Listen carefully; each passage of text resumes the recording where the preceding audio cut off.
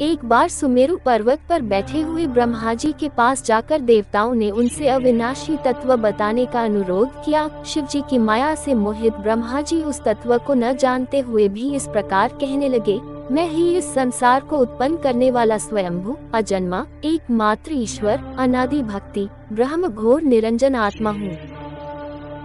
मैं ही प्रवृत्ति और निवृत्ति का मूलाधार सर्वलीन पूर्ण ब्रह्म हूँ। ब्रह्मा जी ऐसा कि पर मुनि मंडली में विद्यमान विष्णु जी ने उन्हें समझाते हुए कहा कि मेरी आज्ञा से तो तुम सृष्टि के रचयिता बने हो, मेरा अनादर करके तुम अपने प्रभुत्व की बात कैसे कर रहे हो।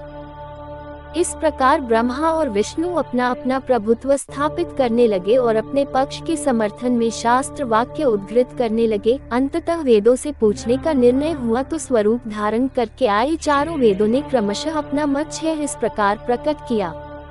ऋग्वेद जिसके भीतर समस्त भूत निहित हैं तथा जिससे सब कुछ प्रवत होता है और जिसे परमात्मा कहा जाता है, वह एक रुद्र रूपी है। यजुर्वेद जिसके द्वारा हम वेद भी प्रमाणित होते हैं तथा जो ईश्वर के संपूर्ण यज्ञों तथा योगों से भजन किया जाता है, सबका दृष्टा वह एक शिव ही है। सामवेद जो समस्त संसारी जनों को भरमाता है, जिसे योगी जन ढूंढते हैं और जिसकी भांति से सारा संसार प्रकाशित होता है, वे एक त्रयंबक शिव जी ही है।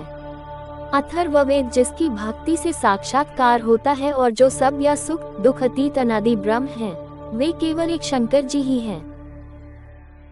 विष्णु ने वेदों के इस कथन को प्रताप बताते हुए नित्य शिवा से रमन करने वाले दिगंबर पीतवर्ण धूली धूसरित प्रेमनाथ कुवेटाधारी सर्वावेष्टित वृपन वाही निःसन शिव जी को पर ब्रह्म मानने से इनकार कर दिया। ब्रह्मा विष्णु विवाद को सुनकर ओंकार ने शिव जी की ज्योति नित्य और सनातन पर ब्रह्म बताया, परंतु फिर भी शिव माया से मोहित ब्रह्मा विष्णु की बुद्धि नहीं बदली। उस समय उन दोनों के मध्य आदि अंत रहित एक ऐसी विशाल ज्योति प्रकट हुई कि उससे ब्रह्मा का पंचम सिर जलने लगा। इतने में त्रिशूलधारी नील लोहित शिव वहां प्रकट हुए तो अज्ञानतावश ब्रह्मा उन्हें अपना पुत्र समझकर अपनी शरण में आने को कहने लगे।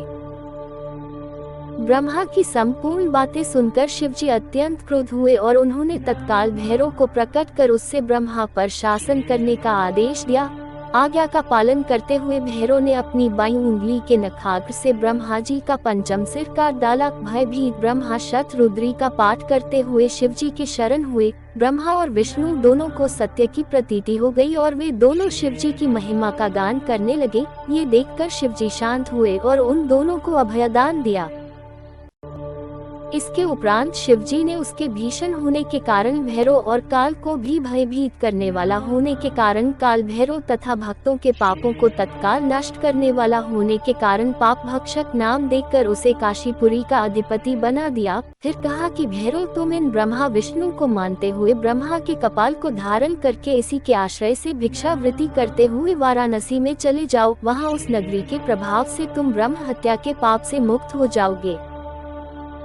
शिव जी की आज्ञा से भैरव जी हाथ में कपाल लेकर ज्यों ही काशी की ओर चले, ब्रह्म हत्या उनके पीछे पीछे हो चली। विष्णु जी ने उनकी स्तुति करते हुए उनसे अपने को उनकी माया से मोहित न होने का वरदान मांगा। विष्णु जी ने ब्रह्म हत्या के भैरव जी के पीछा करने की माया पूछना चाही तो ब्रह्म हत्या ने बताया कि वह तो अपने आप को पवित्र और मुक्त होने के लिए भैरव का अनुसरण कर रही है।